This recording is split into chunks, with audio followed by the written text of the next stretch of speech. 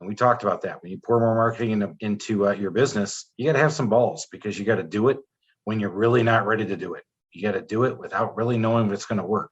And it can cost you some money. Again, the adage, 50% of your marketing isn't working. Your goal is to find out which 50%. Welcome to the Small Business Safari, where I help guide you to avoid those traps, pitfalls, and dangers that lurk when navigating the wild world of small business ownership. I'll share those gold nuggets of information and invite guests to help accelerate your ascent to that mountaintop of success. It's a jungle out there, and I want to help you traverse through the levels of owning your own business that can get you bogged down and distract you from hitting your own personal and professional goals. So strap in, adventure team, and let's take a ride through the safari and get you to the mountaintop.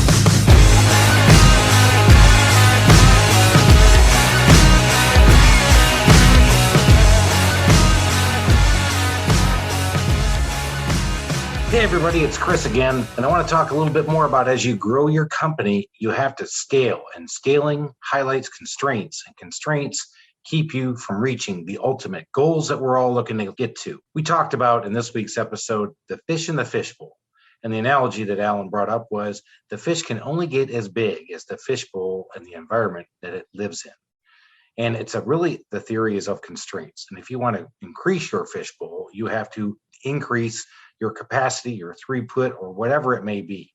So for example, if you don't have enough leads, your constraint is I don't have enough leads. So you got to go out there and pour more money into marketing. And we talked about that. When you pour more marketing into your business, you got to have some balls because you got to do it when you're really not ready to do it. You got to do it without really knowing if it's going to work.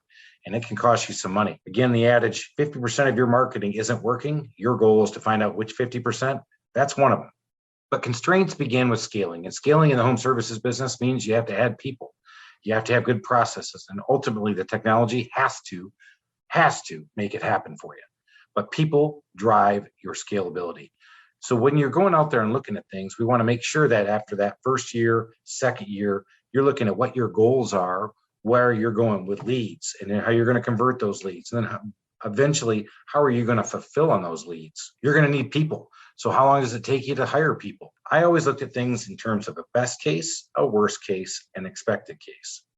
Let's go ahead and thank one of our sponsors. Are you in the home service business and train your employees to represent your company in the right way when they're taking care of customers? Are they providing a 110% customer experience?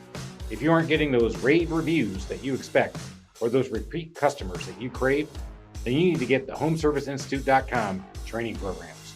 These training programs talk the language of your technician and help them figure out how to align your goals with their wants.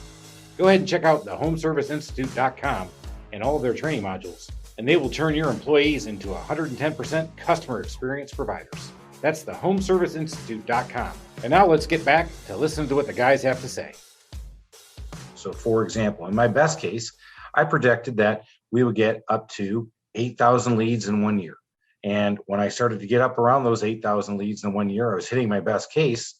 I started to realize I needed to hire more people. I needed to go work on some processes because I couldn't see everything that was going on. My span of control took off. So I had to bring in an operations manager, and ultimately I had to bring in a scheduler because I needed help, because help is where it's going to get you there.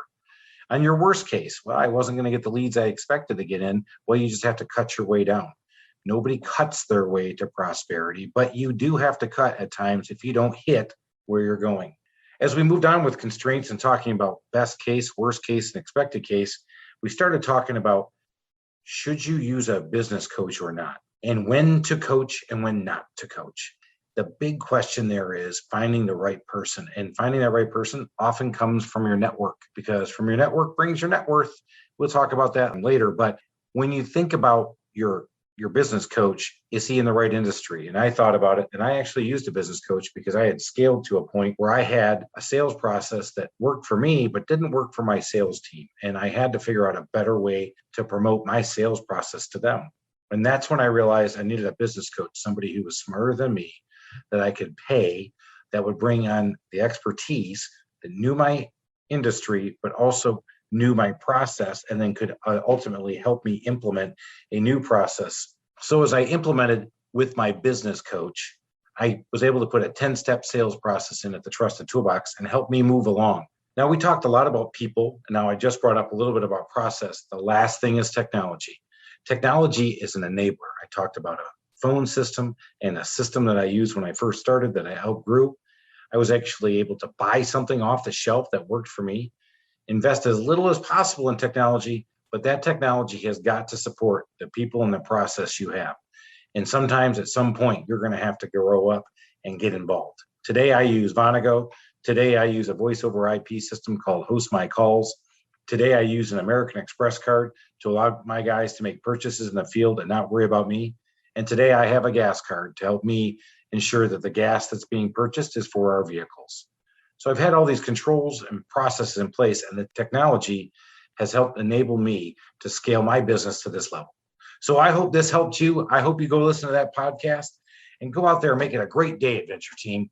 Thank you for listening to this episode of the Small Business Safari.